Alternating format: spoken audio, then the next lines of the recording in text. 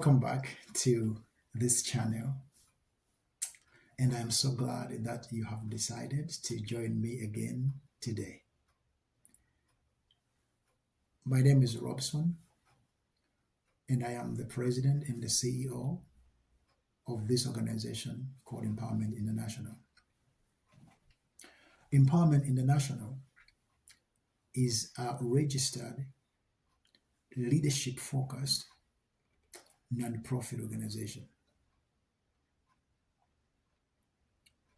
And also, besides the fact that I founded this organization, I am also a lead pastor of a church in a town called Needham, which is located just outside the city of Boston in Massachusetts. Before I continue, I would like to invite you to subscribe to this channel, to share the videos. You can also follow us on Facebook. You can also follow us on Instagram. And also you can check us out on our website, www.eicmafrica.org. As we have previously discussed, leadership is much more than simply holding a title. Leadership embodies the ability and the skill to envision a better future and then effectively communicate that vision with others, and then collaborate that vision with others to turn it into a reality. This means that a true leader is someone who has been entrusted with a significant responsibility of guiding their constituency, whether that be a community, a church, a family, a nation, or a continent. Yet there is a huge challenge in leadership, because while many people view leadership primarily through the lens of position and power, true leadership lies in responsibility. This is where the danger of positional leadership comes into play. One of the most profound challenges we face in leadership today is the selfishness of the so-called leaders. Selfishness hinders our leaders from understanding that true leadership is both a privilege and a responsibility. This misunderstanding of true leadership misleads our so-called leaders to think that leadership is a right, but also leadership is just an opportunity.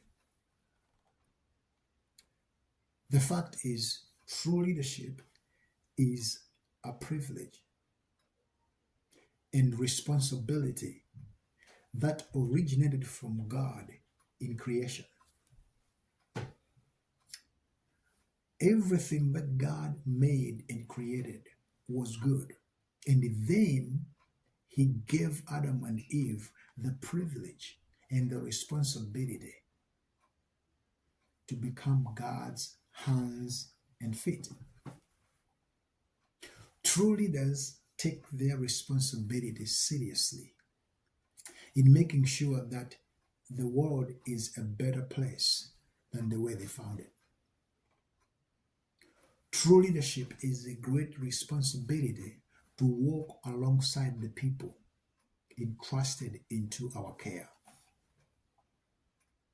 True leadership is both the responsibility and the privilege to serve and empower the people under our leadership, not under our lordship.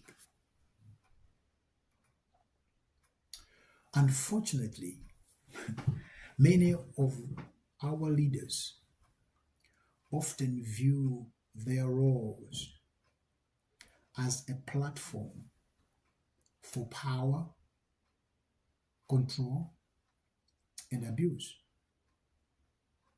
To these misinformed leaders, leadership is misunderstood as a right and as an easy vehicle to opportunities. To such leaders, leadership is a vehicle for personal gains. Leadership is a vehicle through which illegal deals and corrupt opportunities are channeled.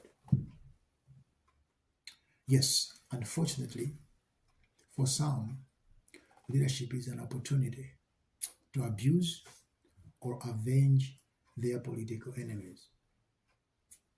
Rather than treating leadership as a solemn responsibility and duty to the people they represent, they exploit positions as tools for their own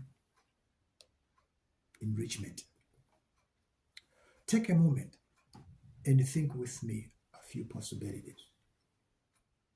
What would our villages and our communities look like if our chiefs and community leaders embrace their responsibilities and their leadership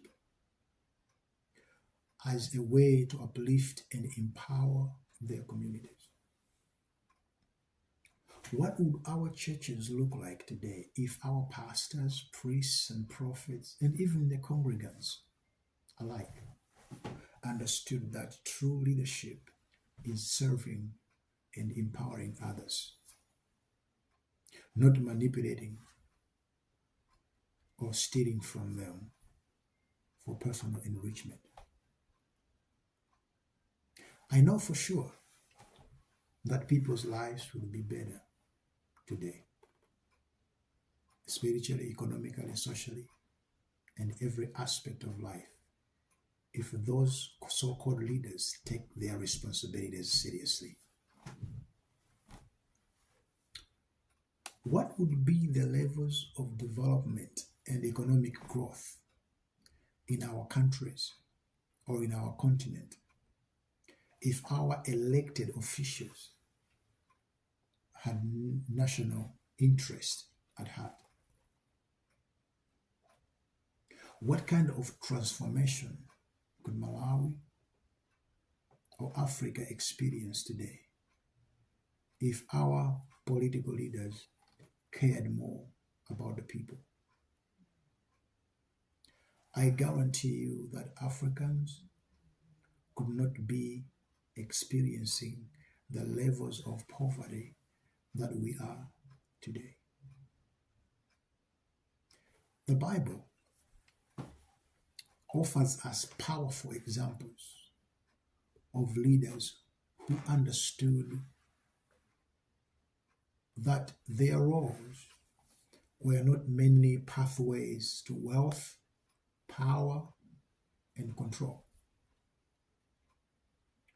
These are some of the leaders who took their roles seriously with a sense of tremendous responsibility and love.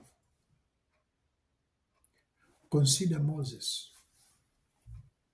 who approached his leadership with a profound sense of responsibility, transforming the lives of the Israelites for the better. Moses sacrificed the comfort of living in the palace in Egypt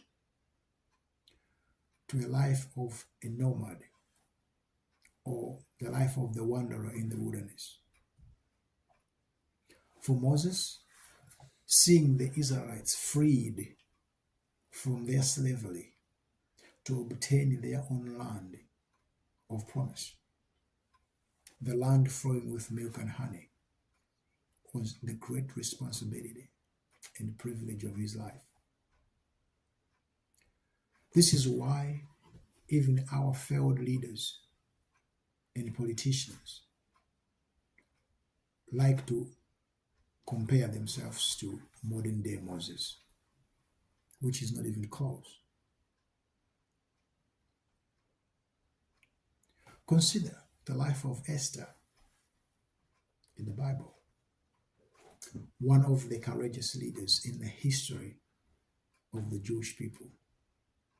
Esther took her role very seriously and responsibility to the degree that she risked her own life for the sake of her people and for her nation. The sense of responsibility and privilege to save her people and her nation caused her to resolve in these words, "My maid and I will fast likewise, and so I will go to the king, which is against the law. And if I perish, I perish." That takes responsibility and courage. Think of Deborah, the commander-in-chief of the Jewish army, who took her responsibilities with courage and seriousness, even when Barak did not. True leaders stand tall and unshaken, even in the middle of the storm, for the sake of their people that they lead. Listen to the courageous words and responsible words of Deborah. "I will surely go with you," speaking to Barak. "Nevertheless, there will be no glory for you in the journey you're taking. For the Lord will sell Sisera into the hand of the woman." That is in the book of Judges, chapter number 4. Moving along to the New Testament, we find further inspiration in the words of Apostle Paul to the Philippians, when he said, "Let this mind be in you, which was also in Christ, who being in the form of God did not consider it robbery to be equal with God, but made himself of no reputation, taking the form of the servant, and coming in the likeness of man.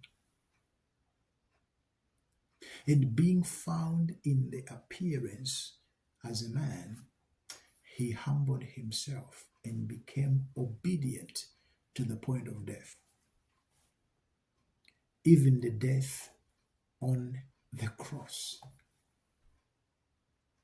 This passage actually emphasizes the essence of Jesus' responsible approach to leadership, rather than an opportunistic approach, as many of our leaders do today. It is not a secret that we have a huge leadership gap in Malawi and in Africa, and that our leadership is rotten to the core. Yes, I am still hopeful. I propose that if we are to transform Malawi and Africa for the better of all, we must rethink and reimagine what leadership truly is. We need a paradigm shift in how we approach leadership as the serving leaders, as those that are aspiring to become leaders, but also as citizens.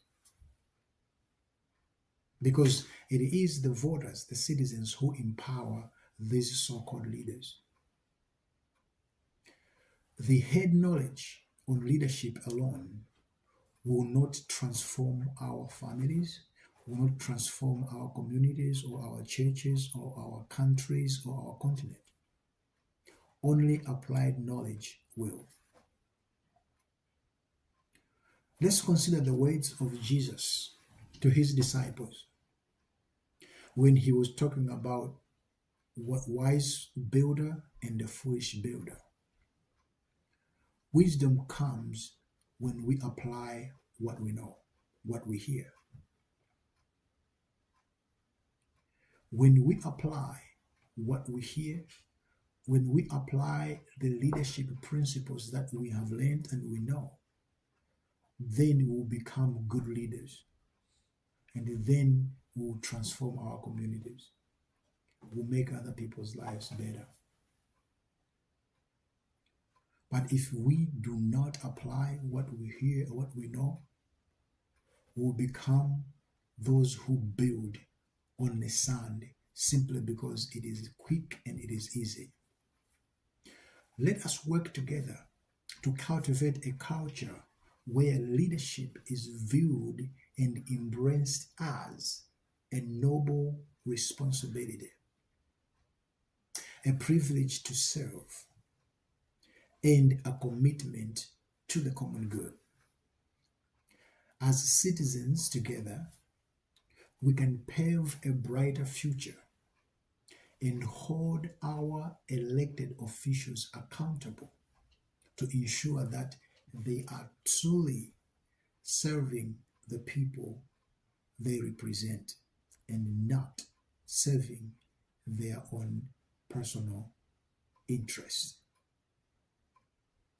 Leadership is responsibility, not an opportunity. Thank you again. I'll see you next week.